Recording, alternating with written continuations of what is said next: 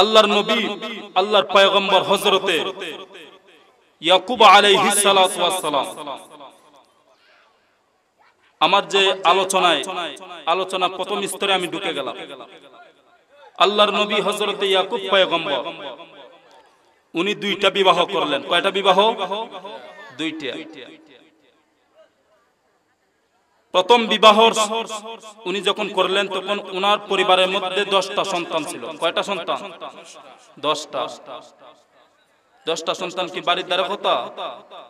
10টা সন্তান ইয়াকুব নবী। দ্বিতীয় বিবাহ করলেন, প্রথম স্ত্রী মারা যাওয়ার পর দ্বিতীয় বিবাহ করলেন। দ্বিতীয় স্ত্রী করে দুইটা সন্তান। একজনের নাম হলো হযরতে ইউসুফ আলাইহিস সালাম, আর ছোট্ট সন্তানের নাম হলো বিলয়ামিন। তো আমরা সবাই ইউসুফ নবীর ঘটনা জানি। জানি কি জানি না? জানি। কিন্তু ইউসুফ নবী যখন শিশু অবস্থায় ছিল তখনই উনার উপরে শুধু নির্যাতন আর নির্যাতন চালাইছে, খুব কষ্ট করছে। কিন্তু এই কষ্টের ফল ইউসুফ আলাইহিস সালাতু ওয়াস সালাম আল্লাহ তাকে সাথে সাথে তার হেফাজত করে এই কষ্টের ফল উনার চোখের সামনে আল্লাহ রাব্বুল আলামিন দান করেছেন। সুবহানাল্লাহ। গভীর মনোযোগ। আরে যুবক আল্লাহর গোলাম হযরত ইয়াকুব আলাইহিস সালাতু ওয়াস সালাম উনি যখন দুইটা বিবাহ করলেন, প্রথম সন্তানের প্রথম স্ত্রীর ঘরে 10টা সন্তান। স্ত্রী যখন মারা যাওয়ার পর দ্বিতীয় বিবাহ করলেন। দ্বিতীয় বিবাহ করার পর দ্বিতীয় স্ত্রীর ঘরে 2টা সন্তান। জুড়ে বলুন সুবহানাল্লাহ। মোট হলো কয়টা সন্তান? 12 জন।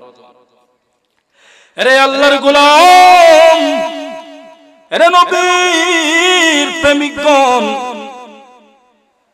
দেখেন ইউসুফ আলাইহিস সালাতু ওয়াস সালাম, উনার বাবা ইয়াকুব আলাইহিস সালাতু ওয়াস সালাম, হযরত ইয়াকুব আলাইহিস সালাতু ওয়াস সালাম উনি অন্য সন্তানদের চাইতে একটু বেশি ভালোবাসতেন হযরত ইউসুফ আলাইহিস সালাতু ওয়াস সালামকে।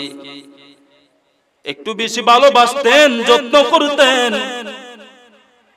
এই ভালোবাসা দেখে, এই মায়া দেখে ইউসুফ নবী অন্য ভাইরা ইউসুফ আলাইহিস সালাতু ওয়াস সালাম ওনার 10টা ভাই এই ভালোবাসা দেখে সহ্য করতে পারে না। ভাই সহ্য করতে পারে না। ইয়াকুব নবীকে বেশি ভালোবাসতেন হযরত ইউসুফ আলাইহিস সালাতু ওয়াস সালাম। অন্য ভাইরা কো কি রে, ইউসুফকে তো ভালোবাসে, আমাদেরকে তো বেশি ভালোবাসে না।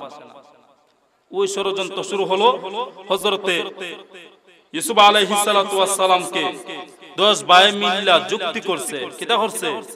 যুক্তি করছে, মিটিং করছে যে কিভাবে হযরতে ইউসুফ আলাইহিস সালামকে বাবার কাছ থেকে দূরে রাখা যায়। কেউ কেউ বলতেছে না, ইউসুফকে একবারে মাইরা ফেলাই দিমু। কি মাইরা ফেলাই দিমু? আল্লাহর নবী হযরত ইউসুফ আলাইহিস সালাতু ওয়াস সালাম আল্লাহর রাসূল সাল্লাল্লাহু আলাইহি ওয়াসাল্লাম হযরত ইয়াকুব আলাইহিস সালাতু ওয়াস সালাম কে একদিন ওনার 10 ভাইরা মিল্লা ডাক দিয়া বললেন, বাবা, ও বাবা গো, আমরা যাব সফরে, আমরা যাব ঘুরতে। আমরা চাইছিলাম আমাদের সাথে আমাদের ইউসুফ ভাইটাকে সাথে নেওয়ার জন্য। বাবা সরল মনে সন্তানদের হাতে দিয়েছেন, কয় যাও সবাই মিলিয়া যাও, সবাই মিলে তোমরা ইউসুফকে ফলো করে রাখবা, দেখে রাখবা, কারণ ইউসুফ আলাইহিস সালাতু ওয়াস সালাম হলো ছোট। উনার ভাইরা সবাই মিল্লা 10 ভাই মিলে ইউসুফকে সাথে নিয়া যাইতে যাইতে জঙ্গলের মধ্যে গেলেন। জঙ্গলের মধ্যে যাইয়া জঙ্গলের মধ্যে বড় একটা কূপ দেখলেন, ষড়যন্ত্র করলেন, বড় একটা কূপ দেখলেন। আর কূপ দেখিয়া এত গর্ত, এত গর্ত, এটা এত এত গভীর, এই গর্তটা এত গভীর, এত গভীর। আর এই গর্তের মধ্যে যে সমস্ত পানি আবর্জনা, এগুলো পরিষ্কার, পানিগুলা নুনযুক্ত, নুনযুক্ত। উনার ভাইয়েরা সবাই মিলল এবার ওই ইউসুফ আলাইহিস সালাতু ওয়াস সালাম উনাকে সাথে নিয়া এবার ইউসুফ আলাইহিস সালাতু ওয়াস সালামকে উলঙ্গ করলো। উলঙ্গ করিয়া হযরত ইউসুফ আলাইহিস সালাতু ওয়াস সালামকে উলঙ্গ করিয়া ওই গর্তের মধ্যে পালাইয়া দিলেন রে যুবক, ওই গর্তের মধ্যে পালাইয়া দিলেন। আর সব বাইরা মিল্লা উনার কাপড়টা নিয়া বাবার কাছে গেল, বাবাকে বলল, বাবাকে বলল, ও বাবা, আমাদের সাথে ইউসুফকে নিলাম, ইউসুফকে তো পাই নাই, মনে হয় জঙ্গলের বাঘ, হিংস্র বাঘগুলো হযরত ইউসুফকে খেয়ে ফেলছে। জুড়ে বলুন নাউযুবিল্লাহ। আপন ভাইটাকে গর্তের মধ্যে পালাইয়া দিল, ওই গর্তের মধ্যে পালাইয়া বাবার কাছে মিথ্যা কথা বলতাছে। বাবা বলতাছে, আমার সন্তান ইউসুফ, ইউসুফের কি অপরাধ যে বাঘটা আমার ইউসুফকে খেয়ে ফেললো। বাবার কাছে ইউসুফ নবীর কাপড় গুলা দিল, কয় নেন। ইউসুফের কাপড়টা শুধু পাইলাম, এটা কেমন বাঘ, সে বাঘটা ইউসুফকে খেয়ে ফেললো, তো সব ওই কাপড়ের মধ্যে বাঘের কোনো চিহ্ন নাই, বাঘের কোনো চিহ্ন নাই। আরে আমার বাবা জরা গো, আরে আল্লাহর গোলাম, একটু গভীর মনোযোগ দিবেন। কয় আমার ইউসুফকে খেয়ে ফেলছি, আচ্ছা সমস্যা নাই, তোমরা যাও আবার জঙ্গলের মধ্যে যাও, কোন বাঘটা আমার ইউসুফকে খেয়ে ফেললো আমি ওই বাঘটার জিজ্ঞাসা করব। সন্তানরা ডাক দিয়া বলল, বাবা গো, ও বাবা, আমরা যে বাঘটার দইরা আনমু, যদি আমাদের কেউ যদি বাঘে খেয়ে ফেলে তখন আমরা কি করবো? কারণ আমাদের কেউ তো ইউসুফের মতো খেয়ে ফেলতে পারে। কয় না না না, তোমরা ডাইরেক্ট আমার পরিচয় দিবা, আমার পরিচয় দিলে তোমাদেরকে বাঘে কোনো স্পর্শ করবে না। সুবহানাল্লাহ। এরে আল্লাহর গোলাম, এরে যুবক, ইউসুফ আলাইহিস সালাতু ওয়াস সালাম কি সমস্ত সন্তান মিলিয়া তারা গেল জঙ্গলের মধ্যে। জঙ্গলের মধ্যে গিয়া এবার ইউসুফকে এবার ওই বাঘটারে খুঁজতে লাগলো, বাঘরে কোথায় পাবে। হঠাৎ করে দেখা যায় ওই জঙ্গলের মধ্যে একটা বাঘ, ওই বাঘটা হলো রোগ, ওই বাঘটা হলো রোগ, বেমার একটা বাঘ পাইলেন, দুর্বল দুর্বল বাঘটা দেখা যায়। বাঘটা ওই দুর্বল হইয়া জঙ্গলের মধ্যে পড়ে আছে। বাইরা সবাই মিল্লা ওই বাঘটার লইয়া বাবার কাছে যাবে যুবক। ওই বাবার কাছে নেওয়ার পর বাঘটারে যখন বাবার কাছে নিল, ও বাবা গো, ও বাবা, দেখেন ওই বাঘটাই তোমার ইউসুফকে খেয়ে ফেলছে। নাউজুবিল্লাহ। এবার ইউসুফ আলাইহিস সালাতু ওয়াস সালাম তিনারা কি করলেন? উনার সন্তানদেরকে বলল, সন্তানরা রে তোমরা চলে যাও, বাঘের সাথে আমার একান্ত আলাপ আছে। জুড়ে বলুন সুবহানাল্লাহ। বাঘের সাথে আমার একান্ত আলাপ আছে।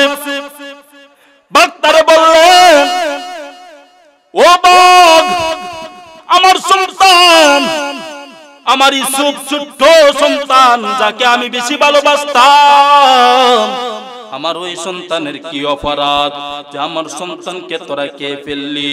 আমার সন্তান তোদের কি ক্ষতি করেছে? বাঘটা এবার ডাক দিয়া বললেন আল্লাহ।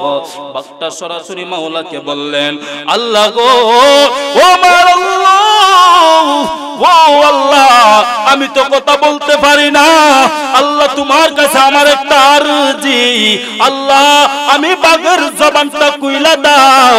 ও আল্লাহ আমার যত মনের কথা আছে আজকে আমি ইয়াকুব নবীকে বলে দিব।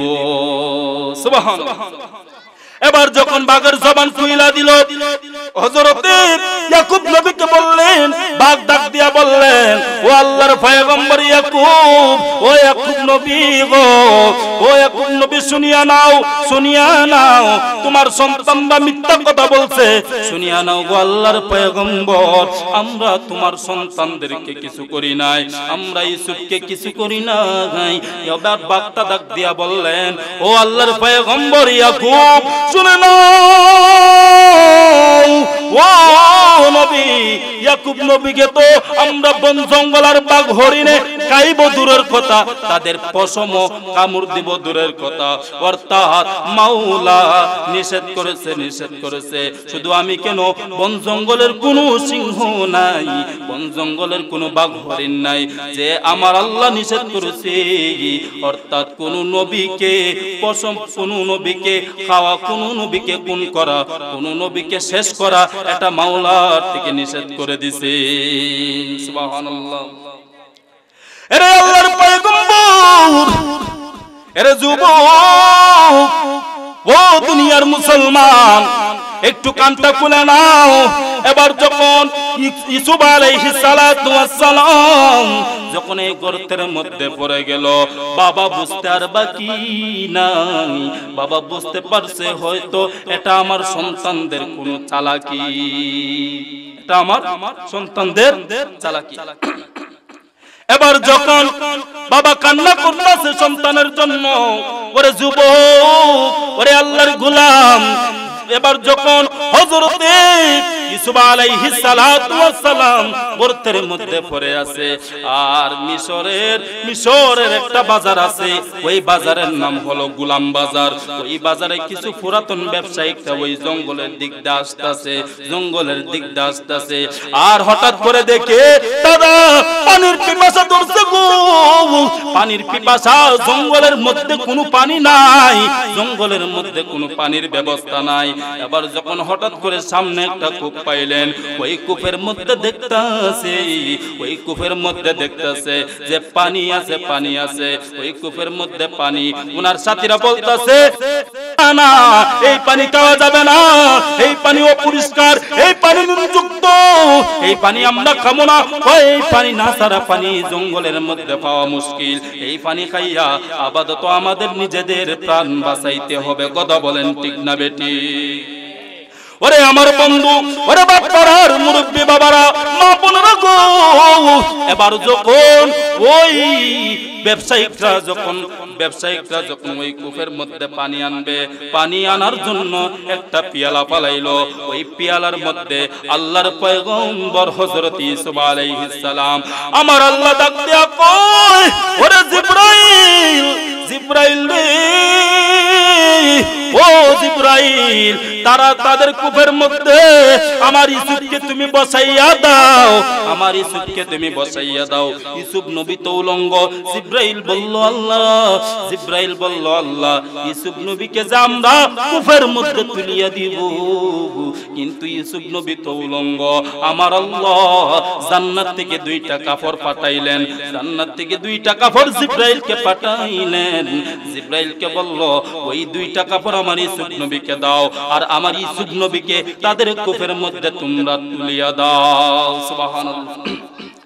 ওরে আল্লাহর গোলাম, ও বাটপাড়ার বাবাজিরা, ইউসুফ নবীকে যখন ওই ব্যবসায়িকরার পানির কূপের মধ্যে যখন তুলাইলো, তুলিয়া যখন দিল, ব্যবসায়িকরা টান দিবে, পানি আনবে, দেখে অনেক বাড়ি, অনেক বাড়ি, এটা তো এত বাড়ি হওয়ার কথা না, কিন্তু অনেকরা ভাবছে যে হয়তো বড় ধরনের একটা মাছ, কিন্তু ওই সবাই যখন টান দিতে শুরু করলো, টান দিতে দিতে এক পর্যায়ে দেখা যায় যে এই কূপের মধ্যে এমন একটা বাচ্চা বৈশা রইছে, এই বাচ্চাটা চন্দ্র চাইতেও, সূর্যের চাইতেও অপূর্ব সুন্দর, হযরতে ইউসুফ আলাইহিস সালাতু ওয়াস সালাম। সুবহানাল্লাহ। হযরত ইউসুফ আলাইহিস সালাম 5 মিনিট। হযরত ইউসুফ আলাইহিস সালাতু ওয়াস সালাম তারা দেখতে পেল এত সুন্দর নুরানি চেহারা, এত সুন্দর চেহারা। তারা কয়, ব্যবসায়িকরা বলতাছে এত সুন্দর চেহারা, এত সুন্দর চেহারা, এই গোলামকে বাজারে নিলে আমরা অনেক টাকা বিক্রি করতে পারবো, এই গোলামকে বাজারে নিলে অনেক টাকা বিক্রি করতে পারবো, কারণ এত সুন্দর চেহারা, এত সুন্দর বাচ্চা, এই বাচ্চার মতো আর কোন বাচ্চা তাদের চোখের সামনে দেখে না, এত সুন্দর ছিল। সুবহানাল্লাহ। আরে আল্লাহর পয়গম্বর হযরত ইউসুফ আলাইহিস সালাতু ওয়াস সালাম এত সুন্দর গো, হযরত ইউসুফ আলাইহিস সালাতু ওয়াস সালাম। আমি আর শেষের ঘটনার দিকে গেলাম না, এখানে আমি শেষ করে দিব। জানেননি বাবারা, ইউসুফ আলাইহিস সালাতু ওয়াস সালাম এত সুন্দর ছিল, এত সুন্দর ছিল, এত সুন্দর ছিল রে বাবা, এত সুন্দর। অর্থাৎ আমার আল্লাহ 100% সৌন্দর্য, 100% সৌন্দর্যের মধ্যে আমার আল্লাহ 99টা আলাদা করেছে, বাকি একটা দিয়া আল্লাহ রাব্বুল আলামিন 1% সৌন্দর্যটাকে অর্ধেক করিয়া হযরত ইউসুফ আলাইহিস সালাতু ওয়াস সালামের চেহারা দান করেছে। সুবহানাল্লাহ। আল্লাহ 100% সুন্দরকে ভাগ করে, অর্থাৎ 99টা ভাগ আলাদা রাইখা একটা ভাগরে সুন্দর করে, একটা ভাগরে আবার দুইটা ভাগ করছে, ভাগ করার পর একটা ভাগ ইউসুফ নবীর চেহারার মধ্যে দিছে, আর বাকি একটা ভাগ দিয়া আল্লাহ পৃথিবীটা সাজাইলেন মানুষের চেহারার মধ্যে আল্লাহ দিলেন। সুবহানাল্লাহ। এত সুন্দর। আম্মা জান আয়েশাকে কিছু লোক বলতাছে, ও আয়েশা গো, ইউসুফ নবীর চেহারা যদি আমার আল্লাহ 100 ভাগরে এক ভাগ যদি ইউসুফ নবীর চেহারার মধ্যে দেয়, বাকি ভাগ যদি মানুষের মধ্যে দেয়, তে মানুষের মধ্যে তো আমাদের নবীও আছে, আমাদের নবীও আছে। তার মানে কি আমার নবীও কি ওই অর্ধেক ভাগের সৌন্দর্যের মধ্যে পড়ছে নাকি? কয় না রে, আমার নবীকে আল্লাহ আলাদা রাখছে, আর ইউসুফ নবীকে অর্ধেক সৌন্দর্য দিছে, বাকি অর্ধেক সৌন্দর্য উম্মতের চেহারার মধ্যে দিছে, দুনিয়াটা সাজাইলেন। আর 99টা ভাগ কার জন্য রাখছেন জানেননি? ওই 99টা ভাগ রহমাতুল লিল আলামিন চেহারার মুবারকে দিয়েছি। সুবহানাল্লাহ। আল্লাহু আকবার। ইয়া রাসূল জিন্দাবাদ। আরে আমার বন্ধুগণ, এবার যখন ওই মহিলাটা বলল, আচ্ছা বুঝলাম সৌন্দর্যের মধ্যে আমার নবী যে সুন্দর, কিন্তু ইউসুফ নবীর চেহারা দেখে মিশরের মেয়েরা আঙ্গুল কেটে কেটে দেহ থেকে আলাদা কইরা দিছে। মিশরের মেয়েরা ইউসুফ নবীর চেহারা দেখে আঙ্গুল দেহ থেকে আলাদা কইরা দিছে, তারপরও মিশরের মেয়েরার কোনো ব্যথার অনুভব হয় না। তো আমার নবীর চেহারা দেখে কেউ আঙ্গুল কাটছেনি। এবার আয়েশা ডাক দিয়া বললেন, ওগো ও মহিলারা, শুনিয়া নাও রে, মিশরের মেয়েরা যদি ইউসুফ নবীর চেহারা দেখে যদি আঙ্গুল কেটে দেয়, কিন্তু মিশরের মেয়েরা বলতে পারে না এত সৌন্দর্য। মানলাম এটা বাস্তব, ইউসুফ নবীর চেহারা দেখে মিশরের মেয়েরা আঙ্গুল ফালাইছে, কিন্তু শুনিয়া নাও, মিশরের মেয়েরা যদি আঙ্গুল কাইটা ফালাই দিছে, আর আমার নবীর চেহারা এত সুন্দর, আমার নবীর চেহারা দেখে উম্মতের আঙ্গুল কাইটা ফালাইছে না। আমার নবীর চেহারা দেখে উহুদের ময়দানে আমার নবীজির চেহারা দেখে উহুদের ময়দানে নবীর উম্মতরা গর্দান দেহ থেকে আলাদা কইরা দিছি। সুবহানাল্লাহ। আরে আল্লাহর গোলাম, নবীর চেহারা দেখে গর্দান আলাদা কইরা দিছে, সাধারণ কথা নি রে বাবা, সাধারণ কথা না। এবার মহিলারা বুঝলো নবীজির চেহারা দেখে নবীর উম্মতেরা গর্দান আলাদা কইরা দিছে। ওরে নবীর উম্মতের দল, ও নবীর আশিক, নবীর চেহারা এত সুন্দর, এত সুন্দর। আমার নবী বলেন, কাল হাসরের ময়দানে কোন নবী সুপারিশ করবে না, একমাত্র আমি আল্লাহর রাসূল ছাড়া। জান্নাতের মধ্যে কোন নবী উদ্বোধন করবে না, একমাত্র আমি ছাড়া। ও দুনিয়ার মুসলমান, ও আল্লাহর গোলাম, নবীজি এত সুন্দর, এত সুন্দর। আমার নবীজি, আমার আল্লাহ রাব্বুল আলামিন বলেন যে আমার বন্ধু হাবিবুল্লাহকে কেউ যদি সাক্ষাতের বিছানার সময় যদি একবার স্বপ্নে দেখে, একবার স্বপ্নে দেখে রে বাবা, শুনিয়া নাও, শুনিয়া নাও, ওই বান্দার জন্য আমি আল্লাহ খুদার জাহান্নাম হারাম করে দিব। সুবহানাল্লাহ। আর যদি কোনো বান্দা আমার হাবিবকে স্বপ্নে একবার দেখে, বাঙ্গা করে যদি একবার দিদার যদি দেখতে পারে, আমার নবীর চেহারা মুবারক যদি কেউ সাক্ষাতের বিছানায় নবীজির চেহারা দেখে দেখে যদি আমার কালিমা পাঠ করতে পারে, আমার আল্লাহ বলেন ওই বান্দার জন্য জাহান্নাম হারাম কইরা বান্দার জন্য আমি আল্লাহ তার জন্য আমি মাওলার জান্নাত বান্দার জন্য ওয়াজিব করে দেব। জোরে বলুন সুবহানাল্লাহ। এত সুন্দর আমার নবী, এত সুন্দর। আর কিছু কিছু মানুষরা আমার নবীর শান বুঝে না, কথা বলেন ঠিক কিনা? কিছু কিছু মানুষরা নবীর শান বুঝে না, বরং আমার নবীকে তারা, আমার নবীর সম্মান, আমার নবীর ইজ্জত তারা তুলতে দেয় না। আমার নবীজি নাকি সাধারণ মানুষের মতো রক্ত মাংস গড়া মাটির মানুষ নাকি। নাউজুবিল্লাহ বলবেন না? এটা কারা বলে? ওই তারা যারা এই নবীর জন্য, অর্থাৎ আমি নামটা স্পষ্টভাবে বলি না, ইঙ্গিতেই তারা বুঝতে পারবে। কিন্তু শুনে নেন, যারা নবীজির শান মান নিয়ে যারা বিন্দু পরিমাণ টিটকারি করবে, আল্লাহ বলেন ওই বেঈমানদের জন্য আমি আল্লাহ নিজে যুদ্ধের চ্যালেঞ্জ তাদেরকে দেই। এই জন্য বাবারা, ওই ধরনের সমস্ত বাতিল ফিরকার কাছ থেকে আমাদের ঈমান, আমল, আখলাককে হেফাজত করতে হবে। কথা বলেন ঠিক না বেঠিক? এই জন্য আমি মাঝে মাঝে মাহফিলের মধ্যে বলি, ওরে ওয়াহাবি, আচ্ছা আমরা কি সুন্নি হয়ে কি আমরা শান্ত হইছি না? আমরা সুন্নি ঘরে যে জন্ম নিছি, এটা কি আমাদের জন্য ভাগ্য না? কথা বলেন ভাগ্য নি? কারণ আমরা হলাম এমন একটা দল, এটা হলো নাজাত প্রাপ্ত দল, জান্নাতি দল, হকের দল, আউলিয়া কেরামদের দল। এটা হলো মা আনা আলাইহি আসহাবি, অর্থাৎ এটা হলো সাহাবায়ে কেরামদের দল। এই দলটাই হলো আহলে সুন্নাত ওয়াল জামাত, কারণ এই দলটাই হবে কাল হাসর ময়দানে জান্নাতি। কথা বলেন ঠিক কি না?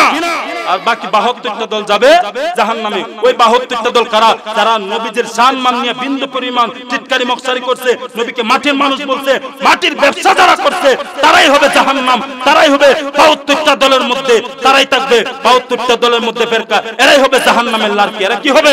জাহান্নামের লারকি। এই জন্য বাবারা, সুন্নি ঘরে জন্ম নিয়া আমরা আল্লাহর কাছে শুকরিয়া আদায় করি। আমি এই শানটা বলে আমি শেষ করে দিব। এই শানটা আমি মাঝে মাঝে বলি, ওয়াহাবি জামাতি হইয়া, বলবো নি বাবারা? কষ্ট হচ্ছে বলে এবার শুরু করেন। ওরে ওয়াহাবি জামাতি হইয়া পয়সা টাকার ইচ্ছা নাই গো, পয়সা টাকার ইচ্ছা নাই, সুন্নিয়তের গোলাম হইয়া, পাঞ্জাতনের গোলাম হইয়া আমি যদি মইরা যাই, আরে এই মহরণের দুঃখ নাই। কথা বলেন ঠিক কিনা? বলমুনি ওরে ওয়াহাবি জামাতি হইয়া, ওয়াহাবি জামাতি হইয়া পয়সা টাকার ইচ্ছা নাই গো, পয়সা টাকার ইচ্ছা নাই, সুন্নিয়তের গোলাম হইয়া, পাঞ্জাতনের গোলাম হইয়া, ওলি আল্লাহর পাগল হইয়া আমি যেন মইরা যাই, আরে এই মহরণের দুঃখ নাই। কথা বলেন ঠিক না বেঠিক? ওরে এক ধরনের আলেম আছে মাটির ব্যবসা করে, ঠিক না বেঠিক? ওরে আমার নূর নবীকে নূর মানিলে মাথায় টাডা ফোরে গো দয়াল, মাথায় টাডা ফোরে, ঠিক না বেঠিক? আবার শেষ করে দিব, সবাই বলেন। ওরে এক ধরনের আলেম আছে মাটির ব্যবসা করে, আমার নূর নবীকে নূর মানিলে মাথায় টাডা ফোরে গো দয়াল, মাথায় টাডা ফোরে। ওরে ওই ধরনের আলেম হইয়া, ওই ধরনের জালেম হইয়া পয়সা টাকার ইচ্ছা নাই গো, পয়সা টাকার ইচ্ছা নাই, সুন্নিয়তের গোলাম হইয়া, পাঞ্জাতনের গোলাম হইয়া, ওলি আল্লাহর ভক্ত হইয়া আমি যেন মইরা যাই, হায়রে এই মহরণের আফসোস নাই। কথা বলেন ঠিক না বেঠিক? যাই হোক বাবাজিরা, আমি শেষ করে দিলাম। যদি আমার আলোচনায় কেউ যদি কষ্ট পেয়ে থাকেন, আপনাদের দুই পায়ের নিচে আমার 2 হাত, সুন্দর কমার দৃষ্টিতে দেখবেন। ইনশাআল্লাহ আবার যদি দেখা সাক্ষাৎ হয় প্রাণ ভরে আমি আলোচনা করব। বিষয়টা শেষ করতে পারলাম না শুধু সময়ের কারণে, তো আল্লাহ পাক যেন প্রত্যেককে কবুল করুক, সবাই বলে আমিন। ওয়া আখিরু দাওয়ানা আলহামদুলিল্লাহি রাব্বিল আলামিন। আসসালামু আলাইকুম ওয়া রাহমাতুল্লাহ।